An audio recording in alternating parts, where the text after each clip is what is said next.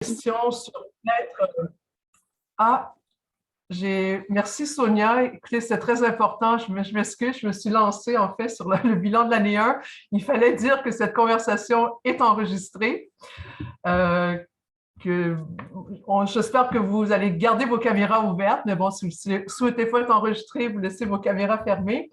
La conversation va être enregistrée et elle va diffuser sur notre plateforme Padlet. Et Sonia va mettre dans le chat le lien à la plateforme. Voilà, c'est tout. Je vais repartir sur ma lancée de l'an 1. C'est ça, je disais que parmi, en fait, toutes les questions qui nous habitaient sur l'être numérique, il y avait beaucoup surgi de façon récurrente la question du temps, la notion de la temporalité mise à l'épreuve avec celle de la relation. Et on se disait le temporel et le relationnel, qu'est-ce que ça veut dire maintenant? Qu'est-ce que ça veut dire en médiation culturelle? C'est une question qu'on a abordée beaucoup avec même des personnes présentes, des praticiennes. Alors, c'est un peu ce qui avait motivé la thématique de notre premier Midi des mots, le temps de l'engagement. À l'an 2, on constate en fait que le décloisonnement spatial et temporel aura tout au moins permis une sorte de rapprochement dans la sphère internationale. Et c'est avec plaisir que nous reprenons ces conversations croisées avec des personnes inspirantes dans le réseau de la francophonie, des personnes inspirantes en médiation culturelle.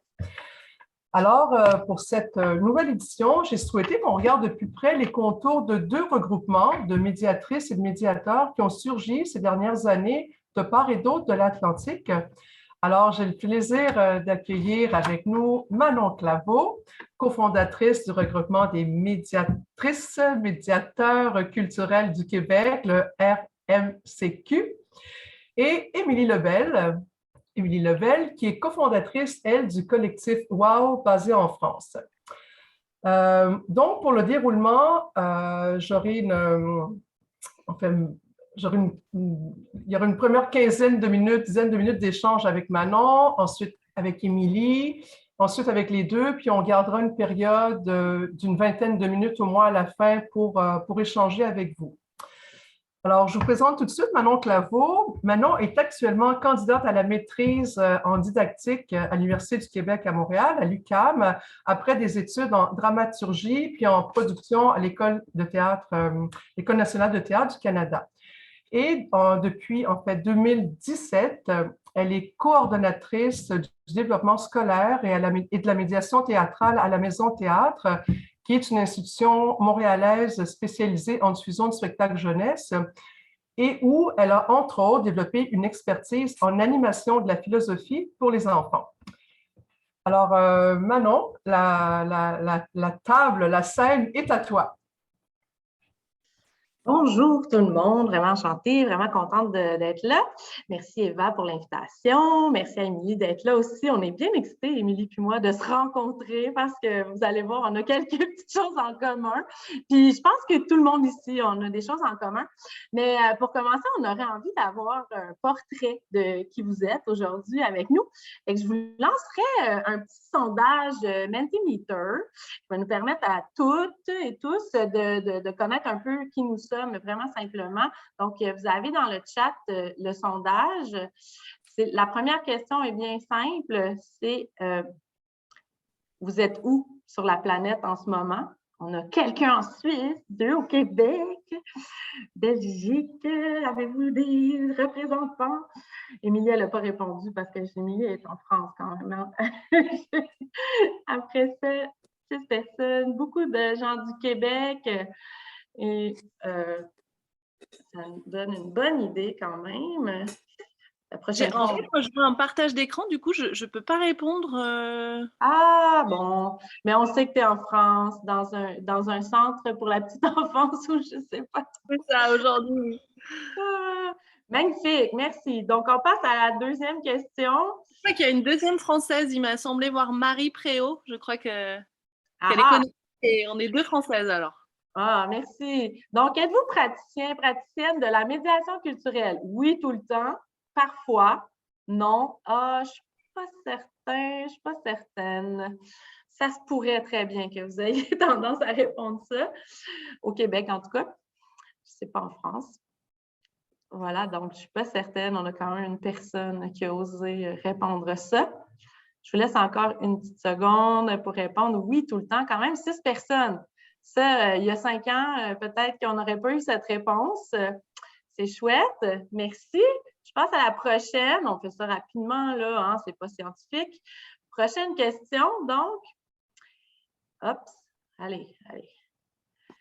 En un mot, qu'est-ce qui nous réunit, nous rassemble aujourd'hui? Vous avez le droit à un seul mot. Donc, vous êtes là. Pourquoi? Qu'est-ce qui vous attire? Quel mot vous avez envie d'écrire par rapport à votre présence pour qu'on soit réunis ensemble?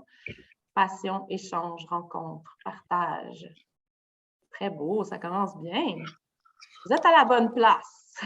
Ça me semble bon. Échanger, solidarité, croisement. Il y a partage qui est sorti plus qu'une fois, si je comprends bien, parce que quand le mot est plus gros, c'est ça que ça veut dire. C'est un de mes mots préférés, ça tombe bien. Super!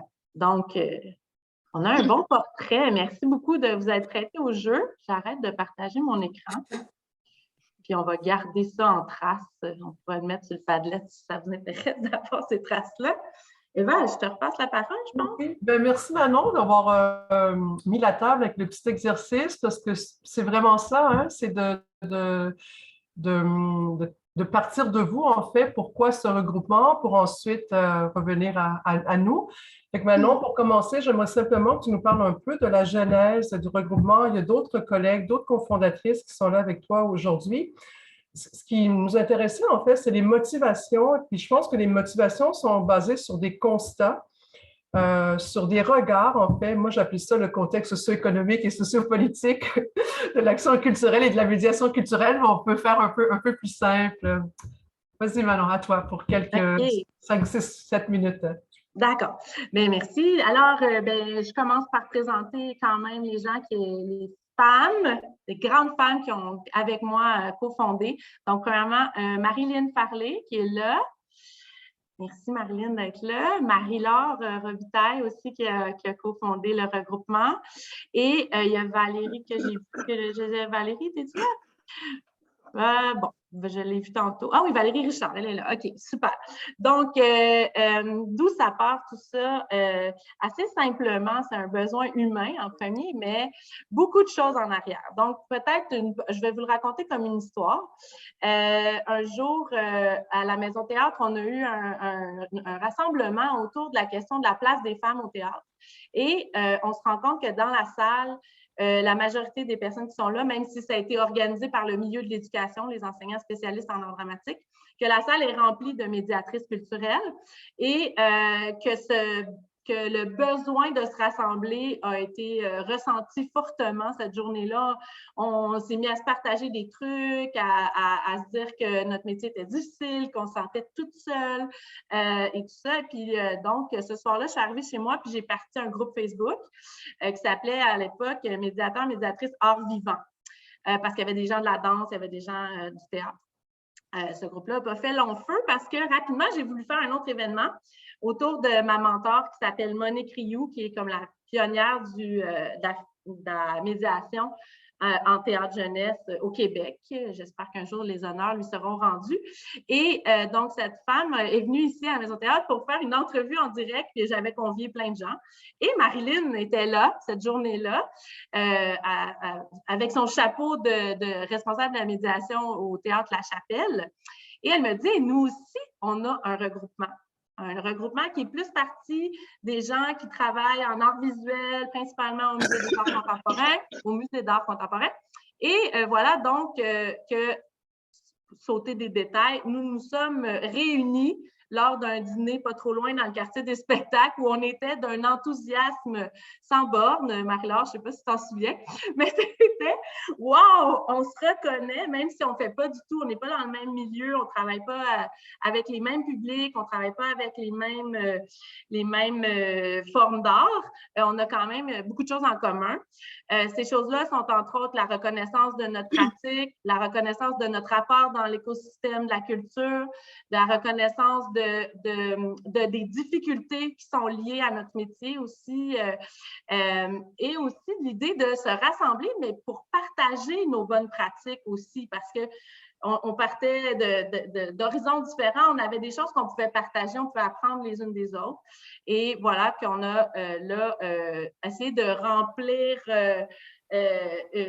tout ce qu'il fallait pour s'organiser comme OSBL, tout ça à travers nos tâches assez nombreuses dans notre travail, le fait que la majorité des gens sur le CA étaient pigistes, la réalité était quand même assez complexe pour mettre en place un nouvel organisme, alors qu'on galérait déjà avec nos propres organismes. Vous connaissez la réalité du milieu culturel.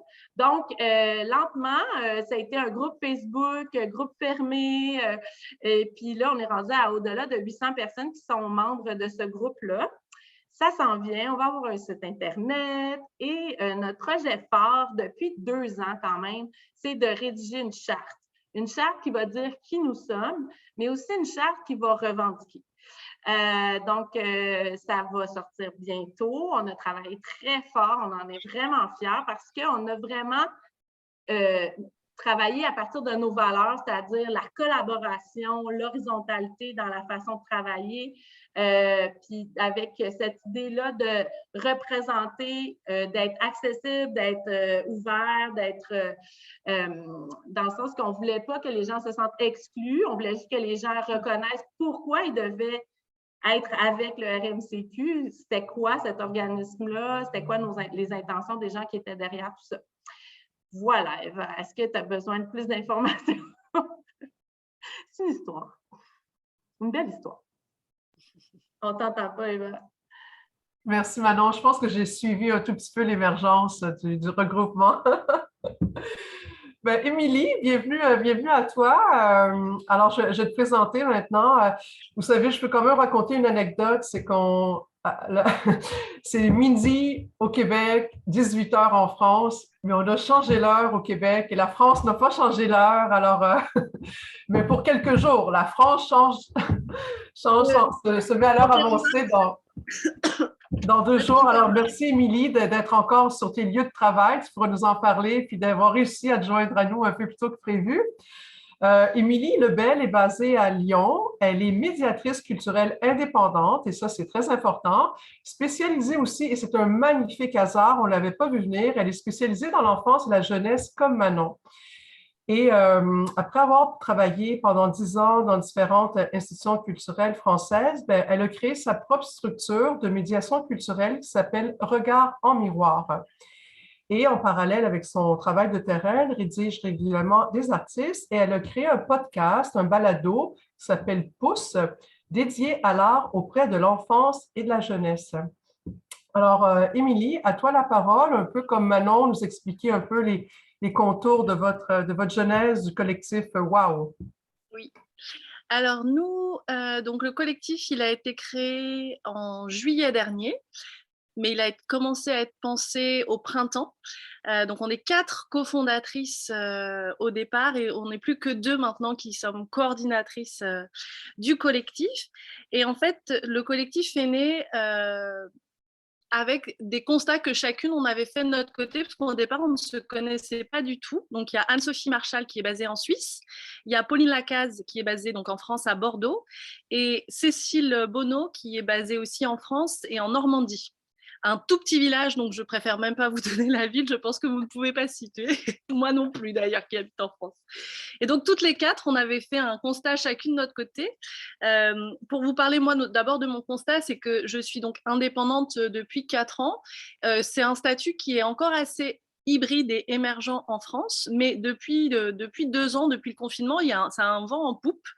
Et moi, depuis 4 ans que je suis indépendante, j'allais justement beaucoup à la recherche d'autres indépendants, un peu pour se dire, est-ce que je suis la seule à faire ça ou est-ce qu'il y a d'autres personnes qui font ça ? Parce qu'une sorte de fatigue des institutions, une envie d'imaginer d'autres manières de faire de la médiation, d'être un peu, d'arrêter d'être toujours dans une course d'appel à projets, de chiffres et de vouloir réinterroger nos pratiques, de croiser aussi les champs artistiques.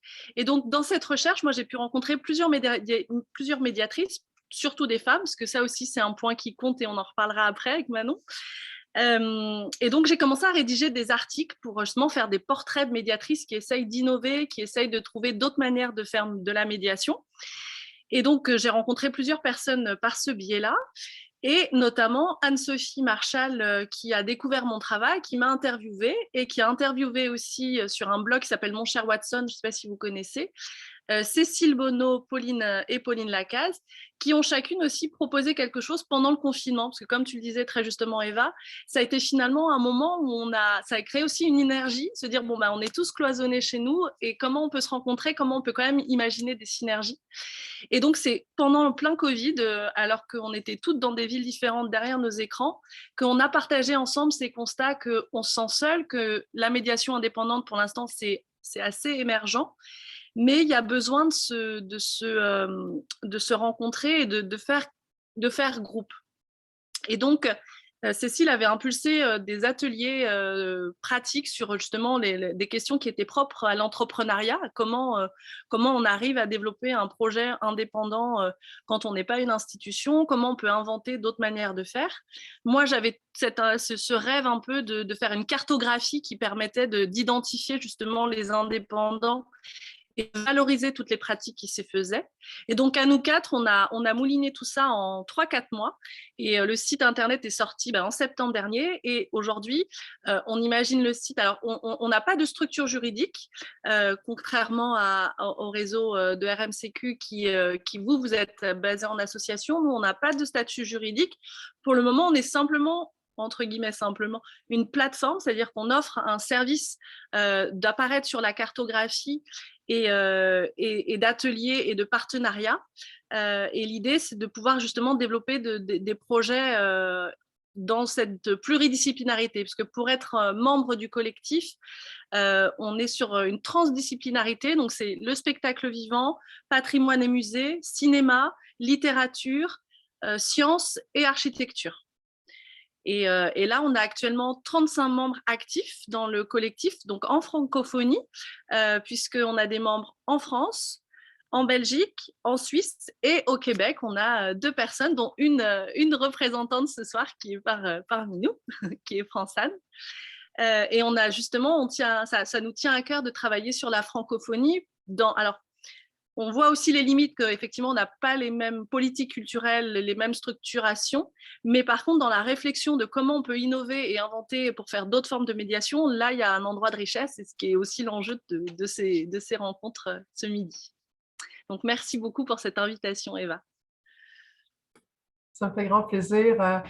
Moi, ce que je me disais, là, la question est pour vous deux, puis ensuite, elle sera pour l'auditoire. Je dis que vos trajectoires professionnelles et personnelles et professionnelles vous sont singulières, mais elles s'insèrent toutes deux dans des contextes institutionnels et sociopolitiques qui modèlent les pratiques de la médiation culturelle. Et la question, en fait, c'est au-delà des émergences singulières, le pourquoi des regroupements semble commun. Je vais quand même noter un peu ces émergences singulières qui m'ont surprise, en fait. Le regroupement au Québec vient de praticiennes qui ont évolué dans des milieux, qui évoluent dans des milieux institutionnels et qui portent un regard critique sur l'institution et la reconnaissance du métier de la médiation dans l'institution. Et dans le fond, le regroupement se développe d'une façon un peu institutionnelle aussi, à travers finalement une structuration sous forme de corporation, la rédaction d'une charte. Et c'est fort intéressant. Et je ne m'y attendais pas, mais en France, ce qui se passe, c'est un collectif, un regroupement de personnes indépendantes, hors système, qui se réunissent pour valoriser la pratique de la médiation comme indépendante. Et vous voyez, Émilie commence à parler d'entrepreneuriat, par exemple. C'est pas ces mots-là qui surgissent au Québec. Mais en fait, ce qui est commun, c'est faire groupe. Vous l'avez nommé. Alors, je voulais un peu vous entendre là-dessus. Le pourquoi des regroupements semble commun. Qu'est-ce qui vous réunit? Bien, Eva, ça me fait penser à quelque chose de lié à peut-être depuis combien de temps il y a médiation en France versus au Québec. Parce que quand on dit que nous, dans les institutions, institutions, c'était tellement établi qu'on était tanné, on voulait voir ailleurs. Ben nous, on avait peut-être cette impression que dans les institutions, il y avait encore beaucoup de boulot à faire. Peut-être que c'est ça, vraiment, c'est une hypothèse. Je me dis peut-être que bientôt, je vais dire « Ah, moi aussi, je m'en vais voir ailleurs s'il y a encore plus place à la créativité et à la liberté. » Parce que c'est vrai que l'institution peut nous mettre des barrières, mais elle peut aussi être un beau levier pour développer des choses. Moi, j'ai cette chance à la Maison Théâtre d'avoir une équipe qui m'appuie dans le développement. Voilà. Donc, Émilie, qu'est-ce que tu répondrais, toi, à cette question complexe? Qu'est-ce qui nous réunit? Nous, c'est vrai qu'on a 2 points communs. C'est l'indépendance déjà, donc c'est toutes ces questions entrepreneuriales quand on travaille dans l'entrepreneuriat et dans la culture, et là on en revient à la question du contexte politique culturel, c'est que nous on a un service public culturel avec un énorme ministère de la culture, avec plein d'appels à projets, des subventions, enfin quelque chose qui est très très lourd, et donc la question de l'entreprendre et du mécénat, du privé, etc., ça peut être parfois tabou en France, parce que, je ne sais pas si vous le vivez comme ça au Québec, mais l'art c'est un métier passion, et donc parler d'argent c'est toujours assez tabou. Entreprendre justement, ça peut être quelque chose qui peut déranger, parce qu'on peut se dire, et le service public, et les valeurs d'éducation, d'émancipation, de citoyenneté, etc. Et moi-même, quand j'ai commencé à être en auto-entreprise indépendante, ça a été des vraies questions que je me suis posées, de me dire mais comment j'arrive à avoir une viabilité économique tout en défendant des valeurs que je défendais quand j'étais en institution, d'accessibilité, justement de service public, parce qu'on est toutes motivées par cette idée que les arts nous font grandir, nous permettent de nous émanciper, et en même temps comment on peut créer un modèle économique qui soit viable. Donc nous, ce qui nous a vraiment réunis, ça a été ces questions d'entrepreneuriat dans la culture, se dire qu'on ne fait pas des projets de médiation pour faire de l'argent, comparé à d'autres entreprises qui auraient une question monétaire peut-être plus affirmée. Nous, c'est vrai que la question de la valeur publique, de la valeur sociale est fondamentale, mais par contre, il y a aussi une réalité économique de comment on crée une structure, un modèle qui nous permet d'en vivre. Donc ça a été des vraies questions, parce qu'il y a beau y avoir des structures en France qui accompagnent dans la création d'entreprises, la question de la culture est quand même un sujet très très particulier, et encore plus la médiation culturelle, où c'est le même constat que Manon, il y a un manque de reconnaissance totale de ce qu'est un médiateur culturel, où des fois on va nous prendre pour un animateur centre de loisirs, ou quelqu'un qui arrive les mains dans les poches, qui sort 3 objets et puis coucou, on fait un petit atelier, alors que vous savez bien que c'est beaucoup plus que ça en termes de préparation, d'engagement, de valeurs et de ce qu'on insuffle dans un groupe.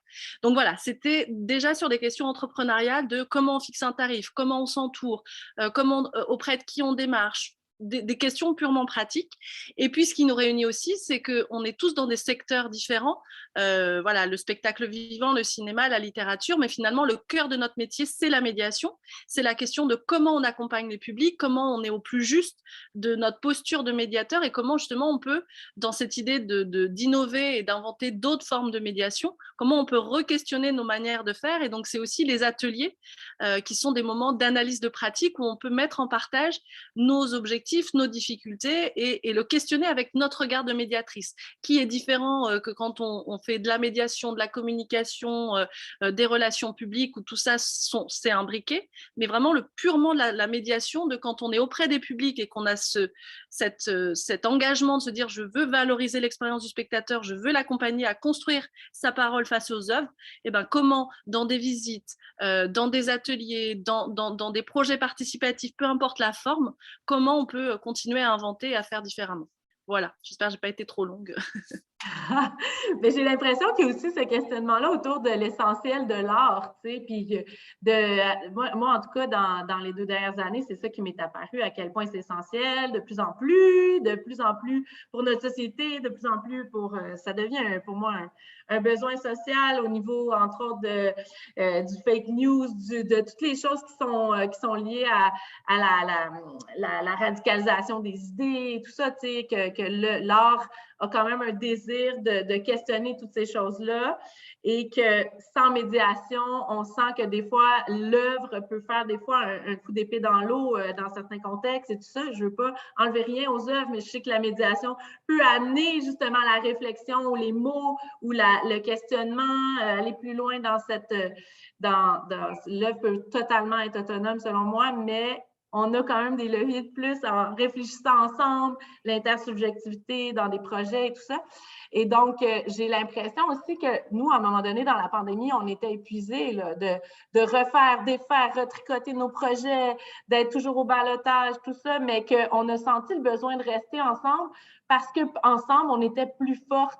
Parce qu'on savait qu'on répondait à des besoins sociaux, qu'on répondait à des choses, qu'on réussissait à s'adapter, à faire des choses en ligne et tout ça, puis qu'on pouvait s'apporter les unes les autres par rapport à ça, même si la plupart du temps, à chaque conseil d'administration, on était cernés comme ça, complètement au bout du rouleau avec nos enfants à la maison.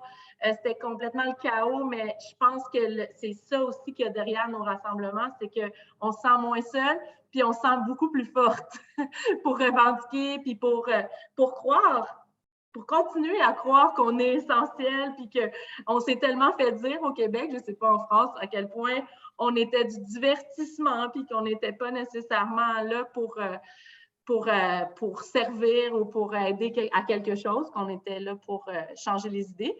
Donc, voilà, c'est peut-être ça aussi la force de nos regroupements. Et ça résonne beaucoup ce que tu dis, Manon, parce que nous, effectivement, en tant qu'indépendants, on peut être parfois vraiment seuls dans notre pratique. Et donc, je sais qu'il y a des membres du collectif qui sont vraiment en milieu rural où il n'y a pas d'institution et pas d'autres médiateurs. Et donc, quand il y a des réunions du collectif, c'est une bouffée d'oxygène pour pouvoir partager ces difficultés du quotidien. Et ce qui résonne aussi, c'est justement, je te rejoins, une œuvre peut vivre sans nous, mais par contre, j'ai l'impression que la médiation, ça offre vraiment des espaces pour rentrer en résonance. Et c'est vrai que dans une société où on court tous, où on va voir un spectacle, paf, on passe à autre chose, on voit un film, tac, tac, tac, en fait, d'avoir des espaces juste pour laisser la place à l'émotion, aux questionnements qui peuvent en émerger et faire confronter nos idées, parce qu'on est dans des sociétés où finalement, on est souvent avec des gens qui pensent la même chose que nous, et quand d'un coup on peut proposer des temps où ça peut se mélanger, où on peut se confronter à autre chose, voilà, il se passe des choses différentes. J'aimerais vous entendre. Je pense qu'on peut ouvrir à l'auditoire à partir de cet angle-là. Qu'est-ce qui nous réunit? Il y a des choses sur la reconnaissance de la pratique, sur le contrer la solitude, échanger des pratiques. Il y a d'autres personnes du regroupement. J'aimerais ça un peu vous entendre à partir de ça avant d'ouvrir une autre question. Qu'est-ce que j'ai oublié, les filles, là? Marie-Laure est prête. Marie-Laure? Oui. Mais c'est drôle, je structure mes idées. On est sur l'heure du dîner, hein? C'est bien compliqué. Ce que je trouvais intéressant, Émilie, ce que tu disais, tous tes questionnements quand tu as fondé WOW et tout ça, j'ai dit, mon Dieu, ben, c'est comme si le regroupement de nos questions, ben, c'est pour répondre à tes questions en amont de ton projet. Donc, qu'est-ce qui nous réunit, mais qu'est-ce qu'aussi l'interdépendance de nos actions? Parce que tout ce qu'on parle de la tarification, mais ça, c'est la structure du métier qui n'existe pas. De par le fait aussi que, justement, au Québec, beaucoup, on est partout dans nos institutions, les salaires, c'est privé, on n'en parle pas, c'est très tabou, l'argent et tout ça. Donc, justement, le partage des connaissances, je pense que c'est surtout ça. Puis, ce que je trouve vraiment chouette, puis merci à Eva d'ouvrir ça à la francophonie. Parce que oui, on a tellement des contextes tellement différents, mais puis c'est quelque chose qui est revenu aussi quand nous-mêmes, on se demandait au regroupement, mais qu'est-ce qui nous unit, nous, personnes qui travaillent en théâtre, personnes qui travaillent en art visuel, personnes qui travaillent en histoire aussi? Bien, c'est les processus. On est tous en train de travailler la même matière. Donc, je pense que c'est ça. C'est la matière première, puis aussi le désir de structurer la profession. Je ne sais pas si ça rajoute quelque chose, Manon, tu me diras. Est-ce que vous avez envie de réagir à ça? Il y a Françoise. Françoise? Françoise, on l'a vu chez nous, puis elle est aussi avec Collectif WOW, elle est comme des deux côtés. C'est chouette. Oui, mais ce qui me rejoignait beaucoup dans le collectif, puis j'écoutais Émilie tantôt, puis je suis encore beaucoup de leur côté, c'est que je suis travailleuse autonome. Depuis le début, je n'ai jamais été dans une structure culturelle. J'étais d'abord artiste, puis je faisais de la médiation comme intuitivement, puis j'ai été chercher la formation à l'UQTR pour ne plus avoir l'air d'un extraterrestre quand je parlais de médiation, puis d'avoir un diplôme à la clé, ça se présente mieux à des entrepreneurs. Bon, surtout quand dans ta vie, tu es reconnu pour faire des spectacles avec des poules savantes. Tu sais, c'est comme, tu es surréaliste déjà au départ, là. Avec le collectif Wow, j'aimais ça. Et je ne comprenais pas tout parce que effectivement, au niveau des structures, moi, quand j'ai rempli le formulaire, quelle forme de structure, là, c'est quoi ça, une structure? Je ne comprenais pas. Mais je trouve ça important. Puis une des choses, tu sais, je vous ai puis une des choses que je trouve importante dans la reconnaissance, c'est que moi, je suis assez épuisée là, de faire tout le temps des appels de projets, puis de créer des clés en main pour des organismes, alors, les remplir pour eux autres. Tu sais, bon, j'en ai plein d'idées, là, mais quand dans des projets de politique culturelle, il y a des appels de projets pour les organismes qui leur disent qu'ils veulent des projets de médiation culturelle et que dans les critères de sélection, il n'y a jamais embauché un médiateur culturel professionnel. Qu'est-ce que c'est ça? Tu sais, moi, ça, je ne comprends pas. C'est l'affaire qui me dépasse le plus. Puis, tu sais, dans ma région, dans mon secteur, il y a ça aussi qu'Émilie parlait tantôt. En ruralité, là, on vit une autre réalité. Puis le fait d'être ensemble puis d'en parler, c'est super le fun. Mais moi, dans mon secteur, je suis la seule là, qui a un diplôme puis qui travaille en médiation. À chaque fois, je suis obligée d'expliquer ce que c'est. Ce n'est pas toujours super bien compris. Mais tu sais, comme là, il y en a eu un appel de politique culturelle. J'ai rempli 4 formulaires pour 4 organismes à qui j'ai développé 4 projets. Mais là, je vais-tu les avoir? Je ne sais pas en tout, là. Mais si à la solde, il y avait avoir un médiateur dans le projet, bien, Colin, j'augmenterais au moins mon investissement, je pense. Mais c'est ça, je suis contente d'être là avec vous puis de partager tout ça. Est-ce qu'il y a d'autres? On va t'aider aussi, François. Pourquoi je souris autant, c'est qu'à un moment donné, on a voulu pour la charte rencontrer des gens partout dans le Québec pour valider Oui. qu'on n'était pas montréalocentriste. Puis que donc François s'était jointe à nous, puis elle avait tellement de choses, puis on disait mais c'est dans la charte. Puis on était vraiment comme touchés de valider tout ça. Dans une réalité qui est finalement loin de celle de l'institution comme la mienne ou comme les autres avec qui on a rédigé la majorité de la charte. Fait que c'est donc vrai que derrière tout ça, derrière ce métier-là, il y a des valeurs communes, des savoir-être communs, des savoir-faire communs. Il y a énormément de choses qu'on a en commun. Puis les retombées, puis c'est ça qui nous manque, je pense, c'est vraiment les mesures d'impact, les retombées, les façons de faire des bilans pour valider qu'est-ce qu'on fait.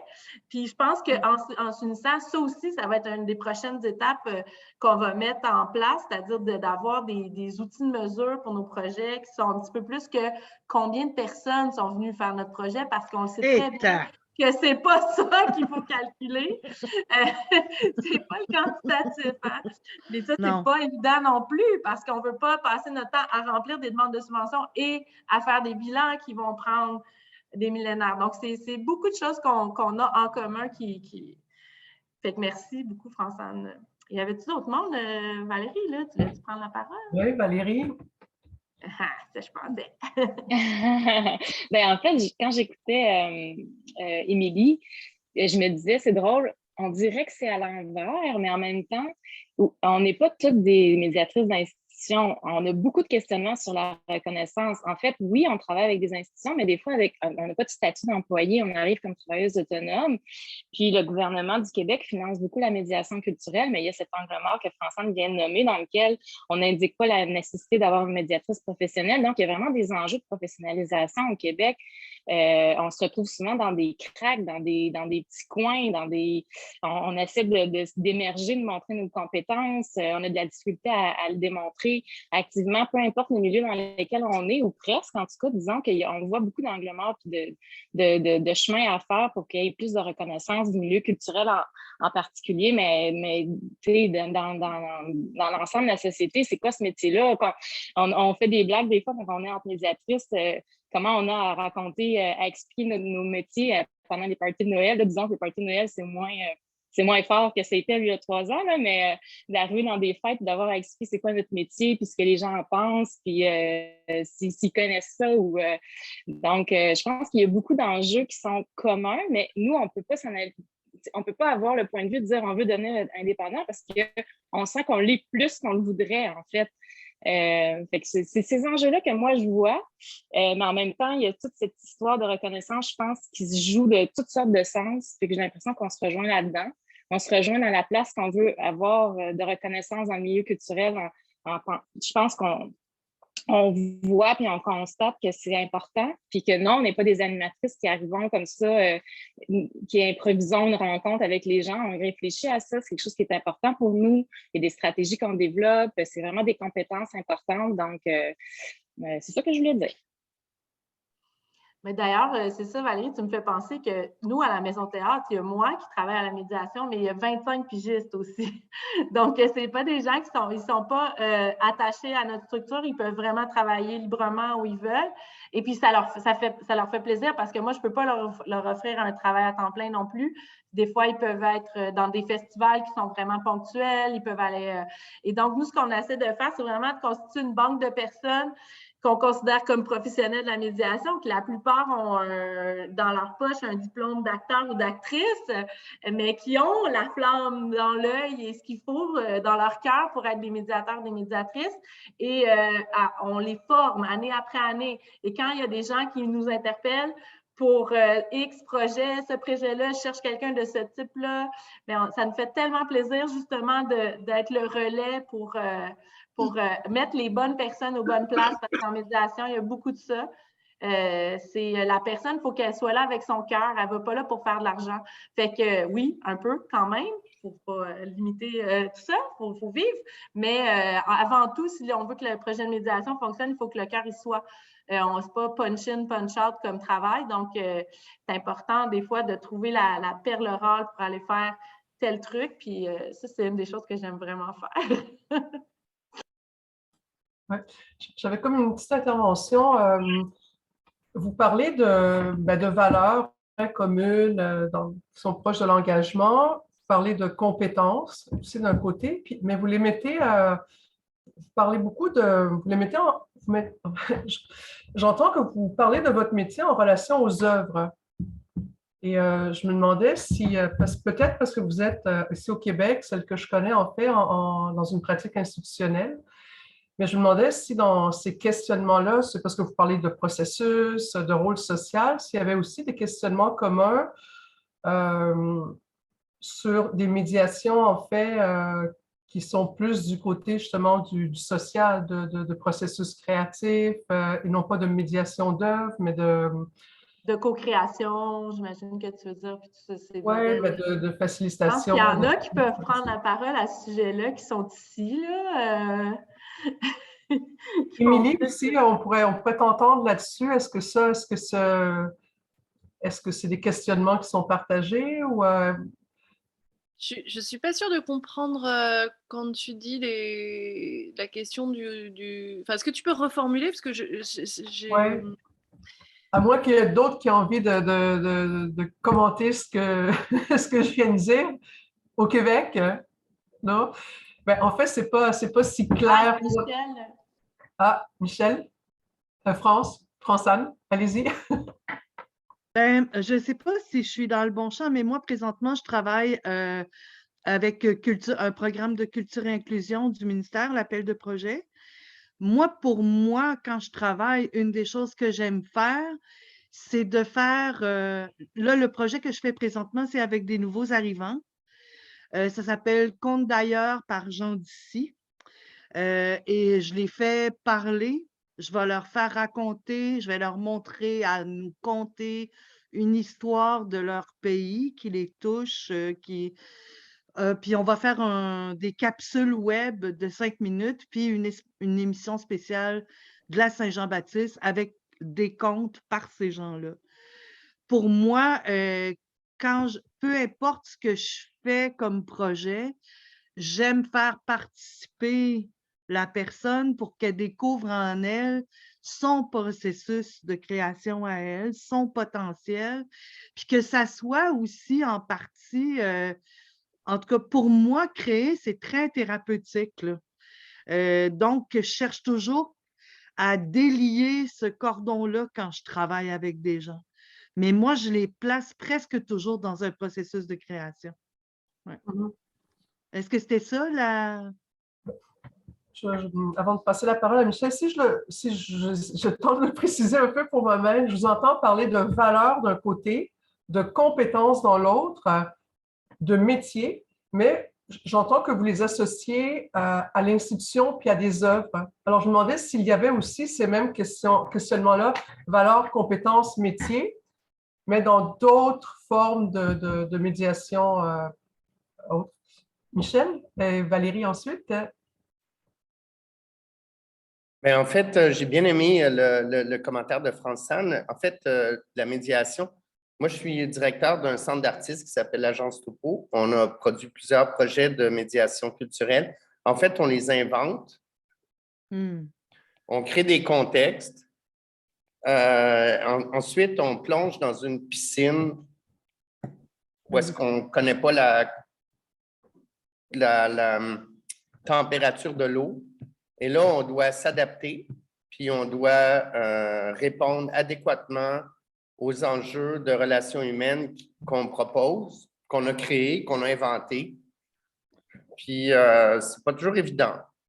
C'est là, avec le temps, on a produit divers projets. Nous, à un moment donné, on a monté un projet avec des femmes qui travaillent avec des autistes. J'ai découvert la création avec des autistes. On a travaillé avec des autistes. On a innové avec notre petite équipe. On a appris à connaître la relation. Il y a une relation il y a une contamination tu sais, on plonge, c'est ça, dans quelque chose, puis on ne sait pas dans quoi on plonge. On peut pas. Il faut qu'on travaille avec des gens qui sont adaptés à plonger dans des situations de risque puis à travailler avec le public.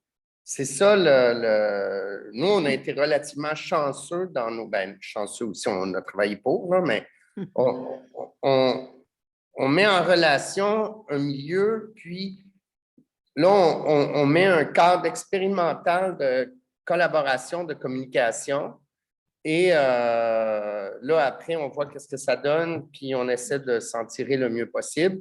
Nous, à Topo, on s'en est relativement pas mal bien sortis jusqu'à maintenant. Mais je voudrais mentionner aussi, c'est comme nous, comme organisme, parce que je vous entends parler comme regroupement de médiatrices, tout ça. Et nous, dans le fond, on est producteurs. Puis on va chercher de l'argent et c'est même plus rentable pour nous, comme organisme, d'aller chercher, évidemment qu'on engage des médiateurs, médiatrices, c'est plus payant pour d'être médiateur, médiatrice qu'artiste. Parce qu'on va chercher des budgets, mettons, on va chercher... Le dernier projet qu'on qu'on a fait financer de 45 000 $ sur 2 ans, bien, ça a donné pas mal d'argent aux développeurs web pour la plateforme de memo.ca. On a adapté le projet pour le web, mais on a quand même payé l'artiste aussi, directrice de création, plus quelques milliers de dollars. C'est quand même, tu sais, c'est des ressources, c'est un métier. Moi, maintenant, je suis employeur dans le domaine de la médiation culturelle, mais je suis aussi concepteur de projets. Fait que c'est... j'entends je trouve ça le fun qu'il y ait des... Moi, je voulais pas partir, je voulais pas Je ne voulais pas intervenir aujourd'hui. Tellement de choses tellement importantes. Wow. Alors, on va passer la parole à quelqu'un d'autre. Mais c'est ça. Moi, je suis content. On doit définir, comme là, on définit un nouveau projet. Comment est-ce qu'on va intervenir dans le quartier avec des personnes âgées du Myland à partir d'une démarche photographique. Il faut intervenir avec une proximité avec ces gens-là.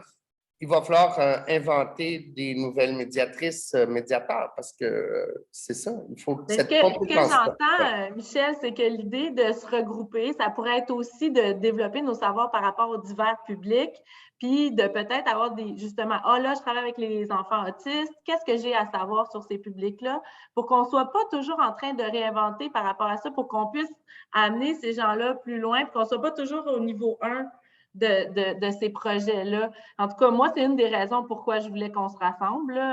Je sais qu'il y a beaucoup de monde qui travaille avec, par exemple, telle nation autochtone, qui a tel rapport au savoir ou à l'art ou à la communauté, puis qu'on peut vraiment apprendre tellement de choses de quelqu'un qui a déjà vécu ces projets-là, puis pas arriver comme un éléphant, je ne sais pas où, là. Mais donc, ça va vraiment comme être un petit peu plus construit comme milieu aussi, puis que ça va nécessairement valoriser le travail un peu plus quand on arrive avec toute cette connaissance-là. Puis, il y a plein d'autres choses vraiment importantes, mais on va laisser la parole aux autres. Ce qu'on entend aussi, c'est des questions qu'on a déjà abordées sur que ce n'est pas un métier hermétique, hein, il est très poreux, puis on entend des mots comme entrepreneur, producteur, concepteur. Valérie, tu avais… Employeur. Employeur, tout à fait. Valérie, Émilie, ensuite. Et je soulignerais, excusez-moi, l'arrivée, il n'y a pas si longtemps, d'Anne-Sophie du collectif WOW de Belgique, je crois, ou de Suisse. Anne-Sophie, si tu as envie de te manifester après, ce serait sympathique. Vas-y, Valérie. Je vais garder ce cours. En fait, c'est drôle que tu dises ça, Eva, qu'on se voit à travers l'institution, on se voit à travers l'œuvre. Mais moi, personnellement, quand je décris mon travail, moi, je me considère comme une professionnelle de la rencontre. Pour moi, le sujet, l'objet ou la rencontre, quand je prépare un projet, le sens là, que je recherche, c'est vraiment cette rencontre-là, que ce soit avec une œuvre, pour vous nommer l'institution, moi, je travaille pour une maison de la culture à Montréal, mais je travaille aussi pour un organisme communautaire en médiation intellectuelle. Puis j'ai aussi de l'expérience dans le milieu communautaire. Donc, moi, à la base, quand je suis rentrée dans le milieu de la médiation culturelle, j'étais déjà centrée plus sur les personnes avec lesquelles je travaillais que sur l'objet qui était le motif de notre rencontre. Donc, pour moi, la médiation culturelle, c'est un peu comme un chemin, puis des fois, j'en sors, des fois, j'en reviens, mais tout ça se mélange, parce que c'est poreux, hein, comme on dit, Eva. Puis, je me vois plus comme une professionnelle de la rencontre. Puis, le souci, c'est ça, c'est de savoir comment est-ce qu'on va, c'est quoi les stratégies pour que le public qu'on rencontre, le lien qui va se créer soit avec l'artiste, soit avec le projet, soit avec les œuvres qu'on présente. Puis ça peut se transposer de différentes façons, justement, en médiation sociale ou intellectuelle. Puis, je ferai le lien avec notre charte dans laquelle on aborde la question de la posture. La posture de la médiatrice, ça, c'est quelque chose qui se transpose dans peu importe la discipline artistique dans laquelle on travaille, peu importe le public à laquelle on travaille, c'est une base qui est solide, qui nous permet de piger un peu dans les expériences ou l'expertise qu'on a par rapport aux rencontres. Fait que c'est sûr que des fois, on peut rencontrer un nouveau public, comme des personnes qui vivent une neuroatypie, puis pas trop savoir parce qu'on ne l'a pas nécessairement rencontré ce public-là, mais notre posture nous aide à se centrer et nous donne des pistes pour évoluer là-dedans. Fait que c'est ça, je voulais juste nommer ça. Merci Valérie. Émilie?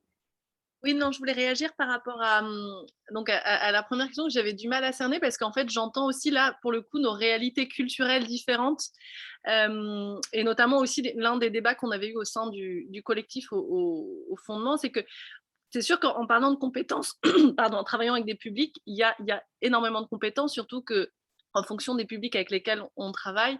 Si on travaille avec la petite enfance, le jeune public, des publics seniors, on ne mobilise pas forcément le même langage, la même manière d'être. Mais effectivement, je rejoins la personne qui a pris, Valérie, la question de la posture du médiateur, peu importe le public, peu importe l'œuvre, il y a quelque chose qui doit être très aligné, ça je suis entièrement d'accord.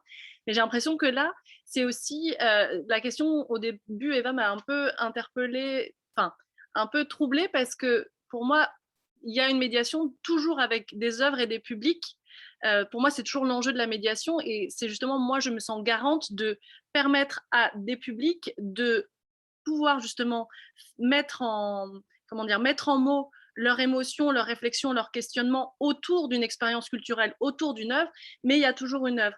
À partir du moment où c'est un processus qui est plus social ou qui est plus d'accompagnement artistique, là, pour moi, c'est la place d'un artiste qui, justement, va faire vivre un processus de création, qui va accompagner un public à partager une démarche artistique de comment on passe à une idée zéro à on lui donne une forme artistique. Et pour moi, là, en tant que médiatrice, c'est pas mon métier. Moi, mon métier, c'est vraiment travailler sur comment je mets en valeur la parole des personnes, comment je les accompagne à prendre conscience de leurs émotions, de leurs paroles et comment leur discours peut se construire et comment ils se sentent légitimes face aux œuvres. Donc moi, mon rôle, il est là. Dès que c'est un processus, et là, moi, j'ai entendu parler de médiation sociale ou de médiation socio-culturelle, comme on pourrait parler. Pour moi, là, c'est plus le même endroit, c'est plus le même enjeu dans l'accompagnement des personnes. Et donc, c'est pour ça que je n'ai peut-être pas compris ta question au début, parce que pour moi, il y a toujours une œuvre. Et s'il y a un enjeu d'accompagner des personnes dans un processus artistique, pour moi, là, c'est la place des artistes. Merci, Émilie. Vas-y. Non, je voulais du coup en profiter pour laisser la parole à Anne-Sophie Marchal, qui est aujourd'hui donc cofondatrice et coordinatrice du collectif WOW, où on est toutes les deux les personnes qui gérons le collectif. Coucou Anne-Sophie, tu es en Suisse là? Oui, en fait, je suis dans le train, c'est pour ça que... C'est pour ça que je voulais prendre pas la parole tout de suite. Mais merci beaucoup, je suis ravie d'être là en live avec vous. Je vous écoute avec beaucoup d'attention. Du coup, j'espère qu'on m'entend quand même correctement, mais c'est un peu dommage avec le masque. Je vais bientôt arriver à Berne, j'étais sur le chemin effectivement, mais c'est un peu la vie aussi des médiateurs et médiatrices entrepreneurs, entrepreneuses, quoi. On est toujours en train de faire plusieurs choses. Et non, je rejoins effectivement Émilie sur cette question-là. Je crois qu'il y a peut-être deux façons de voir, enfin deux façons même plus, hein, mais en tout cas, on va dire une vision un peu différente effectivement des statuts en France et même ici en Suisse. Le médiateur, l'artiste médiateur, ce qu'on appelle aussi donc, tout ce qui va toucher à la médiation sociale, et puis la médiation culturelle au sens vraiment où le médiateur, il est hors du champ de compétences de l'artiste ou de l'éducateur ou de l'animateur, et il va arriver vraiment en position un peu méta en fait finalement. Il arrive vraiment en position externe en tout cas à l'objet dont fait l'objet justement l'action de médiation. Donc typiquement que ce soit autour d'une œuvre visuelle, une pièce de théâtre ou voilà, un film, etc. Quel que soit l'objet autour duquel on va faire de la médiation culturelle, finalement, le médiateur, il n'a pas besoin ni d'être spécialiste de ce domaine-là. Enfin, du coup, c'est mon point de vue, effectivement, mais donc, ni spécialiste forcément, ni d'avoir une pratique artistique quelconque, en fait, c'est-à-dire ni être comédien, ni être artiste plasticien pour pouvoir finalement faire acte de médiation autour d'un objet culturel. Je ne sais pas si c'est très clair. Du coup, vous m'avez pris un petit peu au dépourvu. J'avais mes idées en tête, mais elles ne sont pas forcément très bien organisées. Voilà, donc, mais je pense que ça rejoint un petit peu la réflexion qu'on avait eue, en effet, Émilie, au tout début de la conception de ce collectif. C'est finalement, c'est compliqué de refuser des gens qui veulent venir dans le collectif, mais il faut bien se dire que chacun a une place particulière dans la médiation, et que finalement les compagnies de théâtre par exemple qui sont venues nous voir en demandant de rejoindre le collectif, c'était un peu compliqué de leur dire oui, sachant qu'on avait effectivement en tête que il existe en fait d'autres collectifs, d'autres fondations, même en fait c'est d'autres réalités qu'on partage concrètement. Donc voilà. Je vais couper mon ton parce qu'elle... Merci Anne-Sophie. Voilà. Michel, est-ce qu'il y avait une dernière intervention? Oui. Je voulais mentionner, c'est intéressant, hors champ de compétences. Voilà. OK. Je souligne. Écoutez, il est 59. Ah, t'as éteint, Eva, ton micro. Pardon. Oui, il est 59. On va clôturer ici. Mais on a deux autres rencontres en fait prévues avec les deux regroupements, avec Manon et Émilie à l'avant-plan et leurs amis. Et la prochaine conversation aura lieu le mercredi 13 avril. Et là, c'est bien midi et 18 heures. Et elle va porter autour du qui. Qui regroupez-vous? Et j'ai déjà, je vous lance une question à laquelle on ne répondra pas tout de suite, mais mettez-la dans votre besace. Êtes-vous des regroupements féministes? Vous êtes, à part Michel et Sylvain, que je connais, Sylvain travaille avec moi, vous êtes toutes des femmes. Êtes-vous des regroupements féministes? Est-ce que c'est un qui commun aussi? Et on aura la dernière conversation le mercredi 11 mai, mais là, plus particulièrement autour de cette belle découverte qu'on a fait, Manon et Émilie, sur vos pratiques respectives, philosophie et enfance. Alors, voilà, la conversation est enregistrée sur notre plateforme Padlet. N'hésitez pas à nous écrire si vous avez envie qu'on vous mette, qu'on vous croise. Et ben, merci d'avoir pris cette heure de là avec nous, du lunch et du transport, du train. Voilà, je vais vous remercier à nouveau et puis à très bientôt. Bonne fin de journée. Si vous avez des questions sur les sujets, envoyez-nous-les, là, qu'on se prépare. Merci, Émilie, merci.